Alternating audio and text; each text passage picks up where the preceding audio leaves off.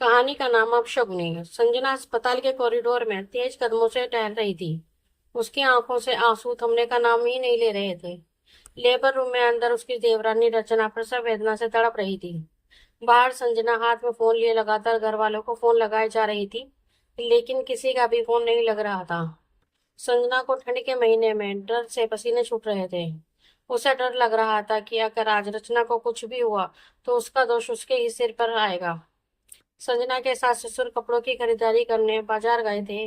देवर Rohan office के काम से शहर के बाहर, और संजना के पति अमर का आज बिजनेस के सिलसिले में किसी के साथ जरूरी मीटिंग में बिजी थे। संजना के लगातार फोन करने पर उन्होंने मैसेज से रिप्लाई किया कि वो अभी मीटिंग में बिजी हैं। किसी के फोन न उठाने पर घबराहट में संजना ने सबको मैसेज करके बता दिया कि वो रचना को हॉस्पिटल ले आई हैं। नर्सों ने संजना की घबराहट को देखकर संजना से कहा, आप बैठ जाइए, अब तक खड़ी रहेंगी। संजना ने जवाब दिया, मैं ठीक हूँ। रचना की तरफ से चीखती आवाज संजना के दिल की धड़कनें तेज कर देती और वो टकटकी लगाए दरवाजे की तरफ भागती हुई जाती। तभी एक नर्स ने आकर कहा, सुनिए, आपको डॉक्टर बुला रही है। संजना भाग के दौड़ती डॉक्टर के कमरे में पहुंची तो डॉक्टर ने कहा, देखिए, हमें समय से पूर्व प्रसव कराना होगा क्योंकि बच्चे की धड़कनें धीमी हो गई हैं। आप जल्दी से इन पेपर्स पर साइन कर दीजिए। पेपर्स देखते ही संजना के हाथ पांव डर से थर्राने लगे, आंखों में से अश्रुधार बहने लगे। तभी नर्स ने कहा, देखिए, जल्दी साइन कीजिए, हमारे पास समय कम है। संजना ने अपनी आंखों से आंसू पोंछे और पेपर्स पर साइन कर दिए। साइन करने के बाद उसने नर्स से कहा, ये लीजिए पेपर्स, लेकिन मुझे रचना और बच्चा दोनों सही सलामत चाहिए। नर्स ने कहा, आप चिंता मत कीजिए, सब अच्छा होगा, बस आप भगवान से प्रार्थना कीजिए। दरअसल 8 साल पहले जब संजना शर्मा निवास में अमर के साथ ब्याह कर ससुराल आई तो सब बहुत खुश थे, खासकर उसकी सास गीता जी, क्योंकि संजना अपने साथ उनकी मुंह मांगे ढेर सारे दहेज लेकर आई थी। जैसा जितना और जो भी उन्होंने मांग की थी, सब कुछ चुन चुनकर संजना के पापा ने उसको दिया था। सासू माँ ने ससुराल के कामों की सारी जिम्मेदारियों को उसको ऐसे सौंपा जैसे सब कुछ उसकी ही जिम्मेदारी ही थी। उसने बिना ऑफ किए हमेशा घर के एक एक काम किए। शादी के ठीक 2 साल बाद उसने जुड़वा बेटियों को जन्म दिया। लेकिन बेटियों के जन्म के समय डॉक्टर ने परिवार वालों को बताया कि वो अब दोबारा कभी मां नहीं बन पाएगी। जिस घटना ने उसके पूरे परिवार को बदल कर रख दिया। पोते की आस लगाए बेटी गीता जी अब संजना को अपशगुनी मानने लगी। वो उसकी बेटियों को भी कभी प्यार से गले नहीं लगाती। अमर को ये बात बहुत अच्छे से पता थी, लेकिन वो हर बार संजना को ही समझाता, कहता, संजना, तुम माँ की बातों को दिल से मत लगाया करो। देखना, समय के साथ वो भी बदल जाएंगी, तुम बस धैर्य रखो। संजना का देवर रोहन उसका बहुत सम्मान करता था। वो उसकी दोनों बेटियों को भी बहुत प्यार करता, और जब भी वो अपनी माँ को उनके साथ दुर्व्यवहार करता देखता तो अपनी माँ को टोक देता। कुछ सालों बाद रोहन की शादी तय हो गई। रोहन की शादी की खबर सुनकर संजना बहुत खुश थी, लेकिन उसकी खुशी पर ग्रहण तब लग गया जब उसकी सास ने उसे शादी की रस्मों में सामने आने से मना कर दिया।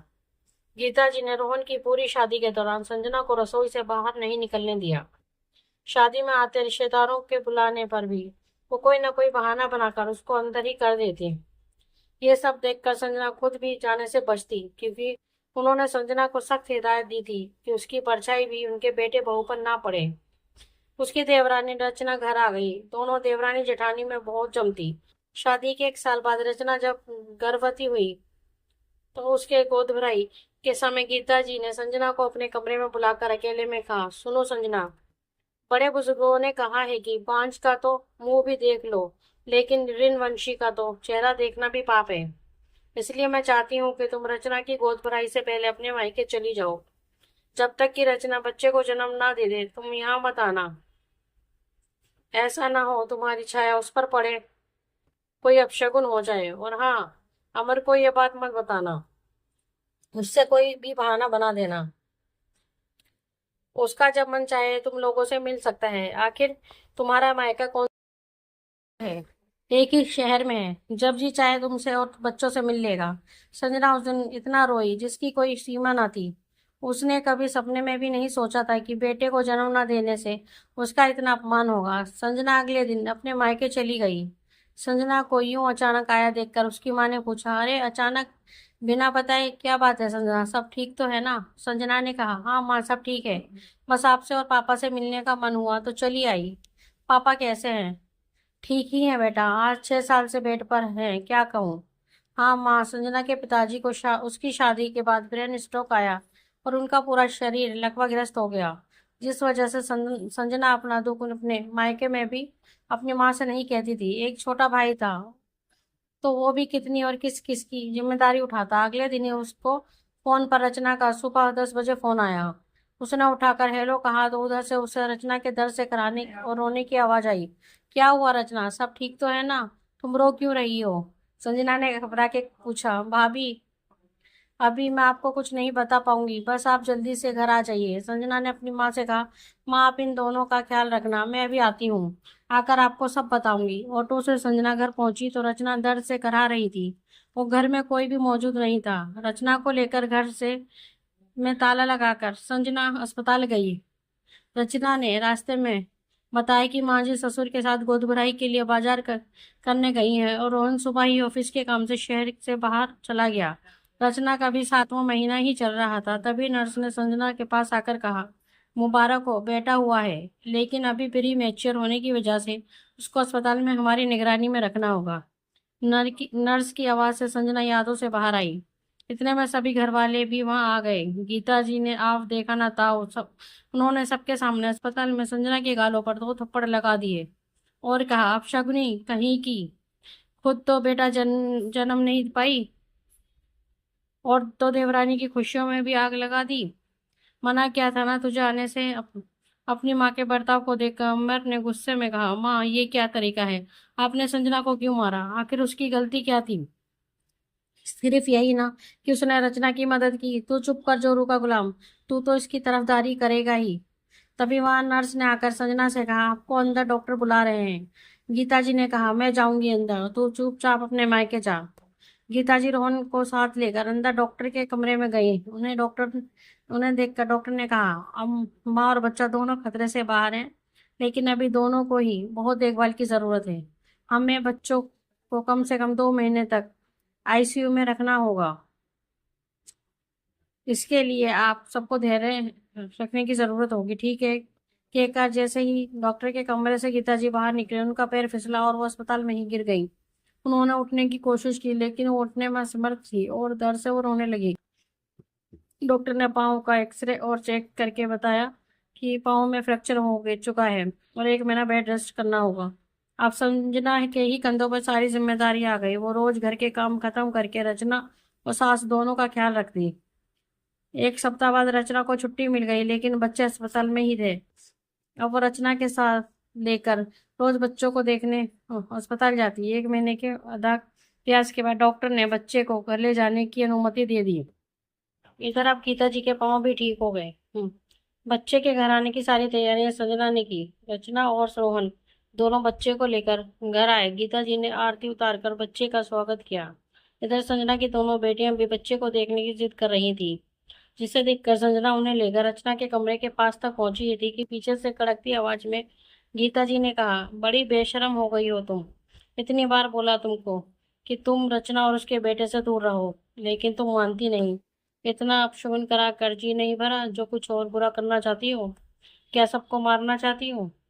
गीता जी की गुस्से में कड़कती आवाज सुनकर सभी वहां इकट्ठा हो गए। संजना को लगा था शायद अब गीता जी बदल जाएं, लेकिन उसकी सोच गलत थी। उसने सामने खड़े अपने पति अमर की तरफ देखा। बेटियों का हंसता हुआ चेहरा उदास हो गया।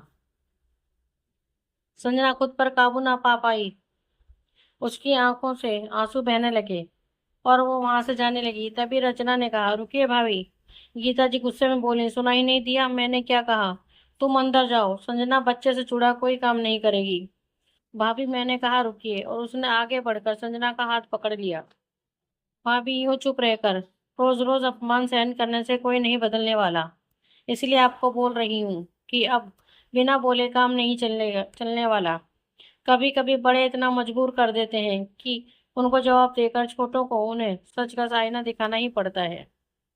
रचना, सुनाई नहीं दे रहा तुम्हें? गीता जी ने दोबारा गुस्से से कहा। सुना माँ जी, अच्छी तरह सुना, लेकिन जिस तरह घर से में गंदगी इकट्ठा करके नहीं रख सकते, ठीक वैसे ही मैं आपकी ये बेकार की बातें नहीं सुन सकती और ना ही मान सकती हूँ। मैंने और रोहन ने आपको बहुत बार समझाया, आप भाभी को यूं हर बात में अपमानित ना क्या करें, लेकिन आप हैं कि मानने के लिए तैयार ही नहीं है। वो तो भाभी हैं जो आपकी इन कड़वी बातों को सुनकर रह जाती हैं, वरना उनकी जगह कोई और होता तो अब तक आपको करारा जवाब और सबक सबका मिल चुका होता। आपको तो मुझे नहीं पता, लेकिन मेरे लिए मेरी जेठानी कभी अपशगुनी नहीं थी और ना ही रहेंगी, बल्कि मेरे और मेरे बच्चे के लिए तो वो जीवन दाता है। अगर ये समय से मेरा फोन ना उठाती और यहाँ आकर मुझे अस्पताल ना ले जाती तो ना जाने क्या हो जाता। और दूसरी बात, बेटी को जन्म देने से औरतें अपशगुनी हुई तो आप देवी की पूजा क्यों करती हैं? तब तो मेरी माँ और आपकी माँ भी अपशगुनी हुई, क्योंकि मैं भी दो बहनें हूँ और आप चार बहनें हैं। हम दोनों की ही के भाई नहीं है। तो अब बताइए कि क्या ये कहना ठीक है? तुम अपना मुंह बंद रखो, ये घर मेरा है और यहाँ सिर्फ मेरी मर्जी चलेगी, समझी? गीता जी ने गुस्से में कहा। तभी पीछे खड़े अमर ने कहा, माँ आपने बिल्कुल सही कहा, ये घर आपका है तो आपकी मर्जी चलेगी, लेकिन मैं भी संजना का अपमान और बर्दाश्त नहीं कर सकता, इसलिए मैं ये घर छोड़कर जा रहा हूँ। लेकिन जाने से पहले एक बात बता दूं आपको, जीवन और मरण सब ऊपर वाले के हाथ में है, हम मनुष्य के नहीं। भगवान ने अच्छा किया जो उन्होंने जन्म और मृत्यु का चक्र अपने हाथ में रखा है, वरना तो कुछ आप जैसी सोच के लोग कभी बेटियों को जन्म दे ही ना। दोस्तों, आपको ये हमारी कहानी कैसी लगी प्लीज़ कमेंट में हमें ज़रूर बताएं। अगर कहानी आपको अच्छी लगती है तो प्लीज़ हमारे चैनल को सब्सक्राइब करें और हमारे बेल आइकन दबाना ना भूलें। धन्यवाद।